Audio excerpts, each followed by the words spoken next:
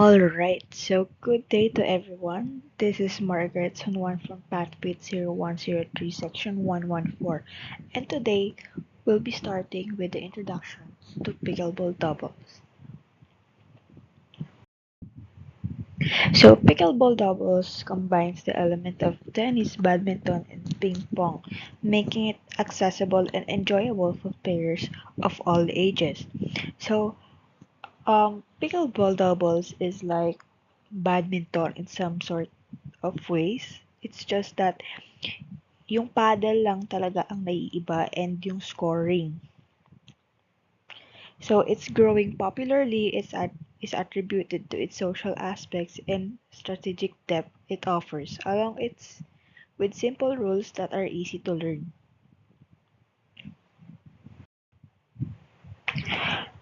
Starting up with the game, let's start with setup and positions.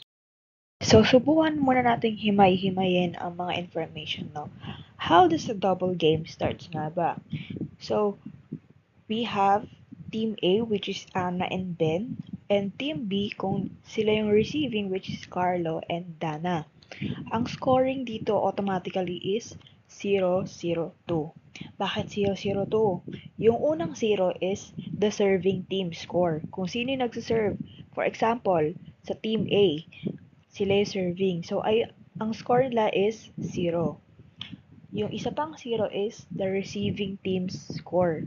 Team B is Carlo and Dana. Ang score nila is 0. Yung 2 naman is the server number. Kung sino na yung nagsiserve. So, only one player from the first serving team gets to serve kasi meron tayong rule na first serve. Kung sino yung kung receiver ang nanalo sa rally, wala pa rin silang mare-receive na points kasi kung sino lang yung nag-serve, sila lang yung makakatanggap ng points. So serve always starts on the right side. When a point is scored, servers switch sides. Right, tapos magiging left. Tapos, meron din tayong 2 servers per team. So, ang first na magsiserve sa Team A is si Ana kasi siya yung nasa right while Ben is nasa left.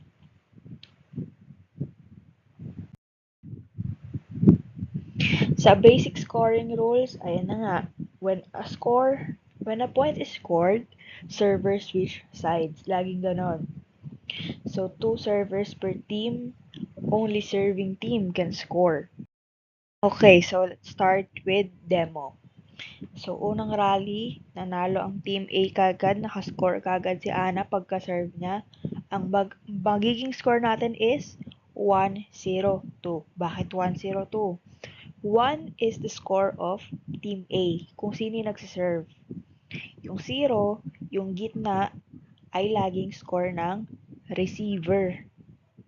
At yung 2, kung sino na yung magsiserve. So, ang server pa rin natin is si Ana. Ang mangyayari sa court position, magsi-switch ng side si Ana and Ben.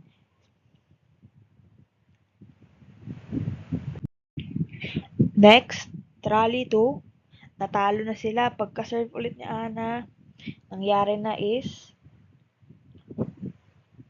out. Side out na. Ang mangyayari naman ngayon ay Team B na. Dahil nag-side out na, turn na ng Team B. Sila na ang magsiserve. So, ngayon, si Carlo na ang mag-serve. Server 1. So, ang magiging score natin is 0-1-1. Bakit naging 0-1-1 naman? Yung 0, laging nauuna talagang score natin is yung sa server. Eh, ang server natin ngayon is Team B. Hindi pa sila nakakapag-score. So, 0 pa lang sila. 1 point for Team A. Then, 1 kung sino yung magsiserve. Rally 3, nanalo na yung Team B. Nakascore na sila. Magsi-switch side si Dana and Carlo. Rally 4, natalo. Sumablay yung pagkakahataw ng paddle. Mag-serve na yung server 2. And then, yung score natin ay magsistay sa 1-1 kasi hindi pwedeng makareceive ng score ang receiving team. Ngayon, si Dana na ang mag-serve. So, calling ay 1-1-2 kasi server to si Dana. Rally 5, natalo ulit yung Team B. Ang mangyayari is side out. So, back to Team A. Team A na ulit ang mag-serve hanggang sa makarating ng 7. Ang resulta lang nun ay si Anna and Ben, which is Team A, naka-receive sila ng 4 points. Ay, ng 3 points.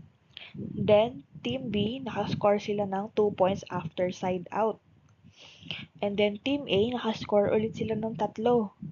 So, ang final natin na score is 7-3. Ang 7 points ay sa Team A mapupunta, while sa Team B mapupunta ang 3 points. So, yung serving flow natin is right court, serve, only server score, tapos win point, switch sides. Pag natalo sa rally, next server, tapos pag natalo ulit, yun na yung side out. So, i-discuss muna natin what side out nga ba. Side out happens when the serving team loses the right to serve and the other teams becomes the serving team. Gaya ng nangyari kanina sa Team A. And nangyari din siya sa Team B. Nag-switch sila ng side kung sino yung mag-serve. Ayun lang yung basic ng double sa pickleball. Medyo nakakalito siya sa part na magsi-switch sides kayo, ganto, ganyan. Pero pag nasanay naman, madali na lang siyang matutunan. Ayun pa lang yung basic na pinaka madaling matutunan. Pag natuto ka na nun, pwede ka na maglaro ng pickleball. Sana merong natutunan ang lahat. That's all. Thank you.